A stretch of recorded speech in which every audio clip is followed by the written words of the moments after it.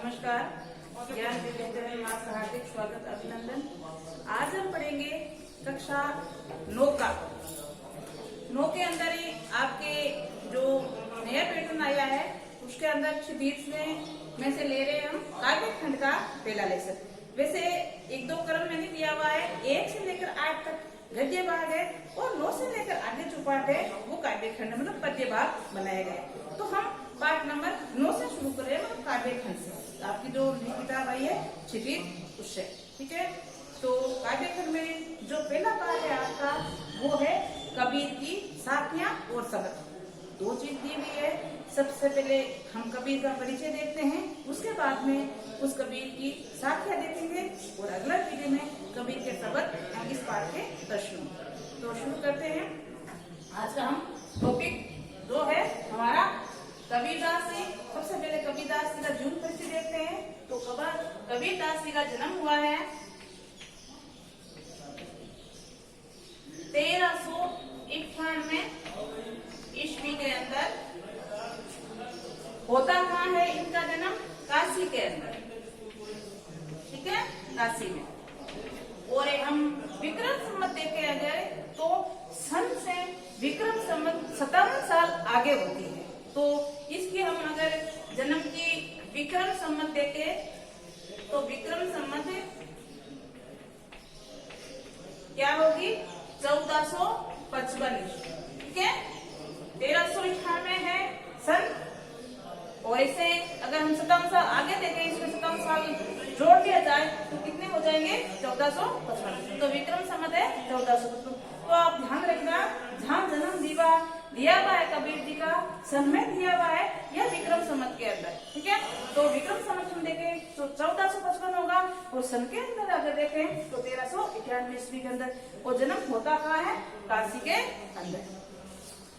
इनके माता पिता के संबंध में कई अलग अलग बातें बताई गई है।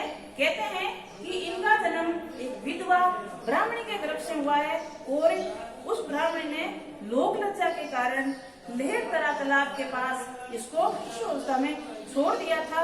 और उसी के पास में एक निम्मा और नीरू नाम के दंपति रहते थे जो जुला थे।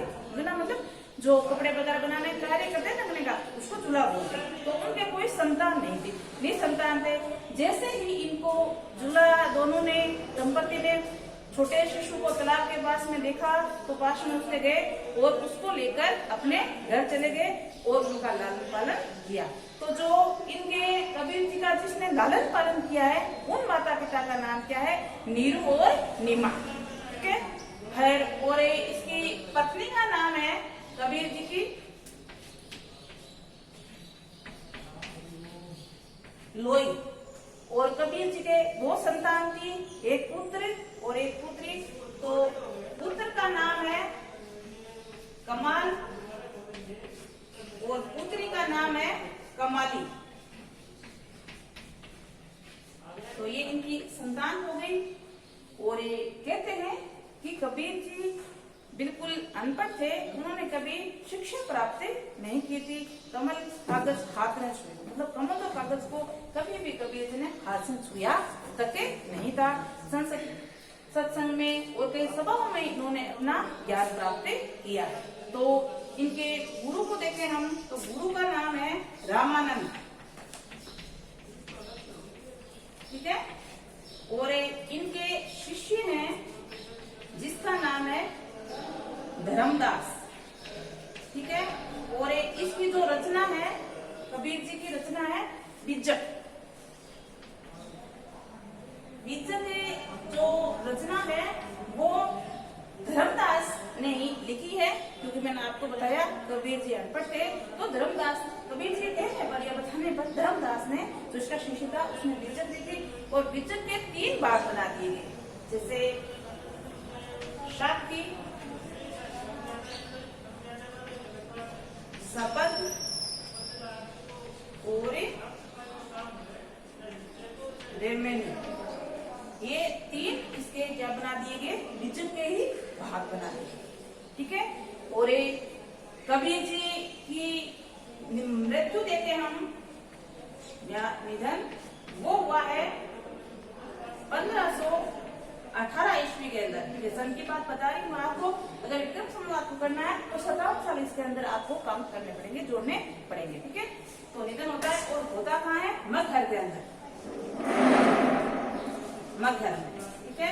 उस समय ये कहावत थी कि जब काशी में जन्म लेते हैं और काशी में मृत्यु होती है तो स्वर्ग की प्राप्ति होती है। और कबीर जी इन बातों में बिल्कुल भी विश्वास नहीं करते थे, इसलिए कहते हैं कि वो अंतिम समय में कहाँ चले गए थे? काशी के पास में पड़ता है मगहर, और वहीं उनकी मृत्यु हो जाती है। तो ये था आपके कबीरदास जी का जीवन परिचय, जिसमें हमने इनका जन्म देखा 1398 ईस्वी में काशी में होता है। और मैंने आपको माता पिता के बारे में बताया। एक विधवा ब्राह्मणी के तरफ से ये पैदा हुए, लोग लाज के कारण उनको छोड़ दिया था। फिर नीरू और नीमा नामक दंपति ने इनका पालन पोषण किया है। तो पालन पोषण करने वाले माता पिता का नाम अगर पूछे तो नीरू और नीमा था। पत्नी का नाम लोई, और इनकी 2 संतानें थी, पुत्र था कमाल और पुत्री थी कमाली, ठीक है। और गुरु का नाम रामानंद, रामानंद कहते हैं 12 शिष्य थे, उनमें से कबीर भी था। और उनका शिष्य था धर्मदास, और धर्मदास के द्वारा ही विजत लिखी गई है। और विजत के 3 भाग है, साकी, शब्द और जयमानी। और इनकी मृत्यु हो जाती है 1518 ईस्वी के अंदर, काम होती है मगहर, ठीक है। ये 3 का दिन परिचय। अब हम इनका जो आपके जो ये काव्य खंड का पाठ दे रखा है नंबर 2 का, उसमें 2 इनके दिए गए हैं। एक तो दिया गया है इसका साखियां और दूसरा दिया गया है सबक। तो आज हम साखियों का अध्ययन करेंगे। शुरू करते हैं, ध्यानपूर्वक देखना सुनना। पहली है साखी इनकी, मान सरोवर सुबर जल हंसा कली कराई, मुक्ता फल चुगता चुगे अब उड़ी न अनंत जाए। मान सरोवर का अर्थ है वो अमृत रूपी तालाब, सुबर का मतलब पूरी तरह, जल का मतलब जल से भरा हुआ है। हंसा यहाँ मनुष्य की आत्मा को बोला है, और खेलने का मतलब होता है क्रीड़ा करना या खेलना। तो मनुष्य का जो शरीर है, हृदय है, वो भक्ति रूपी जल से भरा हुआ है, और उसके अंदर मनुष्य की आत्मा खेल रही है या क्रीड़ा कर रही है, ठीक है। तो सरोवर है वो पानी से भरा हुआ है, और हंसा उनके अंदर क्रीड़ा कर रहे हैं। तो इसका तात्पर्य क्या होगा कि मनुष्य का जो हृदय है वो जल से भरा हुआ है, मतलब भक्ति से भरा हुआ है, और मनुष्य की आत्मा उसके अंदर क्रीड़ा कर रही है या खेल रही है। मुक्ता फल तो मतलब मोती, चुगता का मतलब हंसा, चुगे मतलब मोती के समान, हंस मतलब हमारी आत्मा है वो वह चुग रही है या कुछ खाना खा रही है, और वो यहाँ से और कहीं जाना नहीं चाहती है, उसी मान सरोवर के अंदर वो रहना चाहती है, ठीक है। तो ये आपकी पहली साखी हो गई। वापिस सुनो इसको। मान सरोवर सुबर जल, जो अमृत रूपी जल है वो पूरी तरह, अमृत रूपी सरोवर है, तालाब है, वो पूरी तरह जल से भरा हुआ है, और उसके अंदर हंसा है। हंसा का मतलब क्या? आत्मा से कहा गया है। तो आत्मा उसके अंदर क्रीड़ा कर रही है या खेल रही है। और मुक्ता फल का मतलब मोती, और मोती के रूप में वहाँ चुग रही है, खा रही है, और वहां से कहीं अन्य तक जाना नहीं चाहती, ठीक है। सेकंड इसकी देखते हैं। प्रेमी ढूंढत में फिरो, प्रेमी मिले न कोई, प्रेमी को प्रेमी मिले सब विश्व अमृत हो। प्रेमी से यह तात्पर्य है ईश्वर की सच्ची भक्ति करने वाले मनुष्य को बोला गया है। तो कबीर जी कहते हैं कि मैं प्रेमी को ढूंढता हूँ, लेकिन मुझे अभी तक कोई सच्चा ईश्वर भक्त नहीं मिला है या सच्चा प्रेमी नहीं मिला है। अगर प्रेमी को प्रेमी मिल जाए, मतलब अगर ईश्वर को सच्चा ईश्वर भक्त मिल जाए, तो जो उसके अंदर गलत वासना है, अहंकार है, वो सब किसमें बदल जाएगा? अच्छाई के अंदर। तो विष अमृत हो, उसके अंदर जो गलत धारणा है, गलत वासना है, वो सब अच्छाई में बदल जाएगी। जो उसके अंदर विष भरा है वो किस में बदल जाएगा? अमृत। आगे हम देखें इसकी तीसरी साखी। हस्ती चली ज्ञान को सहज तुलिचा डारी, स्वान रूप संसारे भूखंडे जग मारे। कबीर जी इसमें ध्यान का बता रहे हैं कि ज्ञान सहज पूर्ण प्राप्त किया जा सकता है। जिस प्रकार यहाँ हाथी का उदाहरण दिया है, हस्ती चली ज्ञान को सहज तुलिचा। तुलिचा का तात्पर्य क्या है? यहाँ हाथी के ऊपर जो चने की चद्दर होती है उसको बोलते हैं ऊर्जा। तो हाथी के समान, जैसे हाथी मस्त रूप से चलता रहता है, किसी बात पर ध्यान देता, इसी प्रकार आप भी अगर ज्ञान प्राप्त कर रहे हो तो सहजता पूर्वक आराम से कीजिए। संसार श्वान रूप, श्वान का मतलब क्या, कुत्ते से, संसार एक क्या कुत्ते का रूप बताया है और उसका कार्य क्या है, भौंकना। तो आप उस पर संसार की ओर ध्यान में देकर, उनकी वेद की बातों पर ध्यान में देकर आप सहज पूर्ण ज्ञान प्राप्त कीजिए। ये कबीर जी का संदेश है, यह ज्ञान से संबंधित संदेश है कि वो सहज पूर्ण वहाँ ज्ञान प्राप्त करें आराम से। ये नहीं के दिखावा करना, आडंबर करना, वो कुछ नहीं है। आराम से वो संसार की इसमें परवाह ना करे। संसार का तो कार्य होता है कहना, उनके ध्यान में देकर सहज पूर्ण ज्ञान प्राप्त करें। अगली हम अगर देखें तो पंखा पंखी के कारण सब जग रहा भुलान, पंखा पंखी के कारण सब जग रहा भुलान, निरपक्ष होय के हरि बजे सोई संते सुजान। पंखा पंखी का अर्थ है पक्ष विपक्ष। पक्ष विपक्ष के कारण मनुष्य संसार में सब कुछ भूलता गया, मतलब ईश्वर भक्ति को बिल्कुल वो निराधार भूल ही गया है। पता ही नहीं कि ईश्वर भक्ति भी हमें करनी है, पक्ष और विपक्ष के चक्रों में वो पड़ गया है। अगर कबीर जी कह रहे हैं कि निरपक्ष रूप से, निश्चल रूप से जिसने भक्ति की है वो ही सच्चा क्या है, सुजान है या सज्जन व्यक्ति। ठीक है, आगे हम देखें इसके आगे, तो इसके आगे एक और दे रखा है,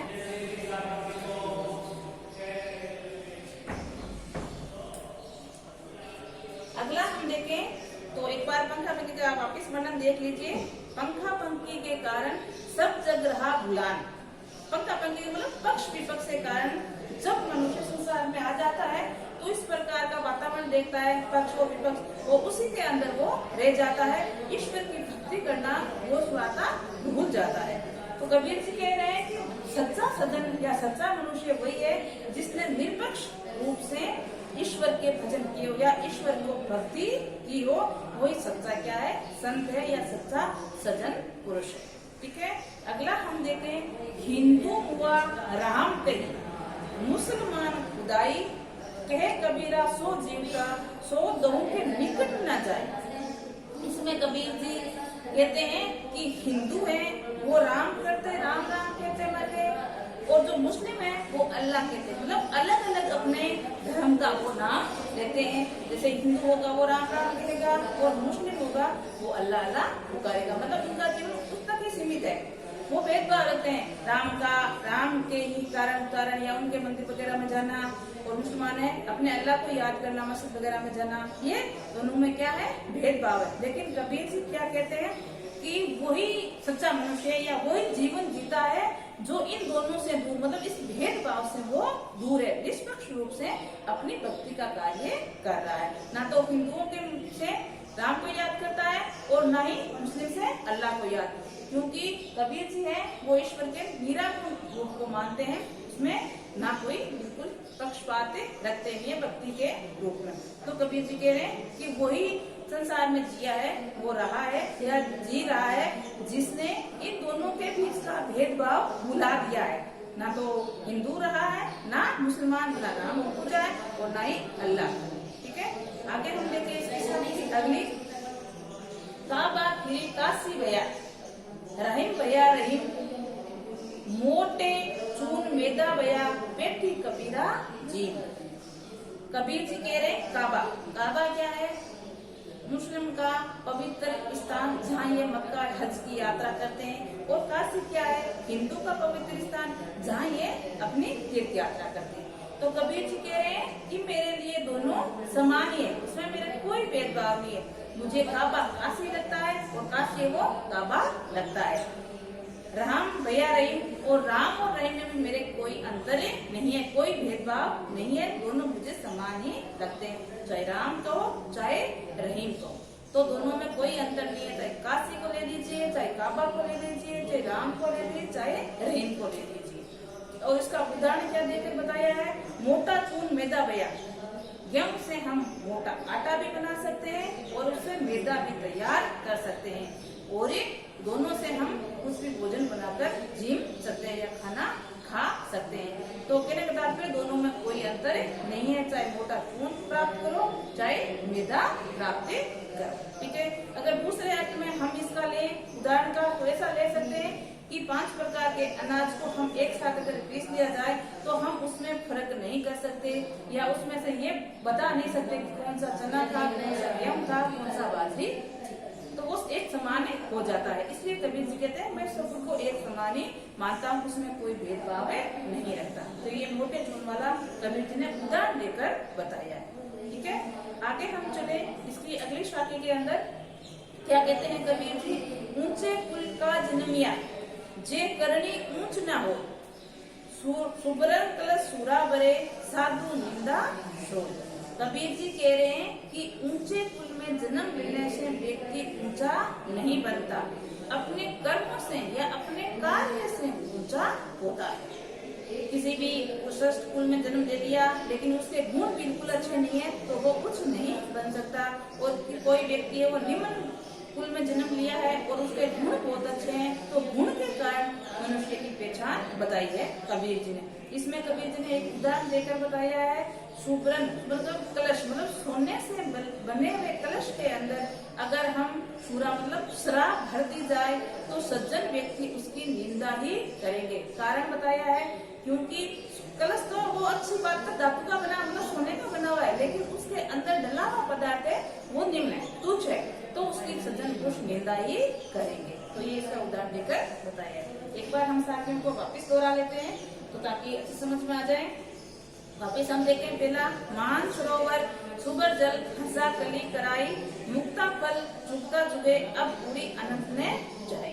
मान सरोवर का मैंने आपको अर्थ बताया, वो पवित्र तालाब जो बिल्कुल सुपर का मतलब पूरी तरह जल से भरा हुआ है, हंसा मतलब हंस, कली मतलब कीड़ा करना या खेलना, कराई उसके अंदर कीड़ा कर रहा है। यहाँ अगर हम मनुष्य से इसका तात्पर्य निकाले तो मान सरोवर मनुष्य को हृदय को बोला गया है, और जल है उसको आत्मा बोला गया है, सॉरी भक्ति बोला गया है, और जो हंस है उसको आत्मा बोला गया है। तो मनुष्य का जो हृदय है वो भक्ति रूपी जल से भरा हुआ है और आत्मा हंसा रूपी आत्मा उसके अंदर कीड़ा कर रही है या खेले रही है। ठीक है, और वहीं वो मोती का चून ले रहे हैं या चुग रहे हैं या खा रहे हैं और कहीं जाने की उसकी इच्छा नहीं है, वहीं रहना चाहते हैं। इसी के बाद आगे इसी में दूसरी आती है साखी, उसमें है प्रेमी ढूंढत में फिरो प्रेमी मिलाने कोई, प्रेमी को प्रेमी मिले सब विष अमृत कोई। कबीर जी कह रहे हैं प्रेमी से क्या तात्पर्य मैंने आपको बताया, सच्चे ईश्वर की भक्ति करने वालों को बोला गया है। कबीर जी कहते हैं कि मैं प्रेमी को ढूंढ रहा था मुझे लेकिन कहीं प्रेमी नहीं मिला, मतलब मैं सच्चे ईश्वर भक्त को ढूंढ रहा था लेकिन मुझे कहीं नहीं मिला। अगर प्रेमी को प्रेमी मिल जाए, अगर ईश्वर का सच्चा भक्त दूसरे ईश्वर के सच्चे भक्त को मिल जाए तो उसके अंदर विष है वो अमृत में बदल जाता है। कहने का तात्पर्य उसके अंदर जो बुराई है वो अच्छाई में बदल जाएगी। अगली हम साथी देखें वो ज्ञान से संबंधित है, हस्ती चढ़ी ज्ञान को सेहत उड़ीचा डारी, श्वान रूप संसार है भूकन दे जग मारी। कबीर जी यहाँ ज्ञान की बात बताई है, कह रहे हैं कि ज्ञान को सहज रूप से भी हम प्राप्ति कर सकते हैं। और ईश्वर जो संसार है वो एक कुत्ते के समान बताया है, उसका कार्य केवल भूकना है, वो फालतू की बातें करते रहे, उन पर ध्यान नहीं देकर हाथी की तरह मस्त रूप से अपना सहज ज्ञान प्राप्त कीजिए और संसार की जो आते हैं भूकना वेद की बातें करना उस पर आप बिल्कुल ध्यान ना दीजिए। अगला है पंखा पंखी के कारण सब जग रहा बुलान, निरपक्ष होय के हरि बजे सोई सत्य सुजान। पंखा पंखी मतलब पक्ष विपक्ष के चक्कर में मनुष्य फंस गया है और वो भूल गया है जो उसको कार्य करना था, मतलब ईश्वर की भक्ति का कार्य करना था, तो कह रहे वो बिल्कुल ही भूल गया है। और निरपक्ष मतलब बिना किसी के भेदभाव किए निश्चित भाव से जो भक्ति करता है वो ही सच्चा संत या सच्चा सज्जन पुरुष कबीर के अनुसार बताया गया है।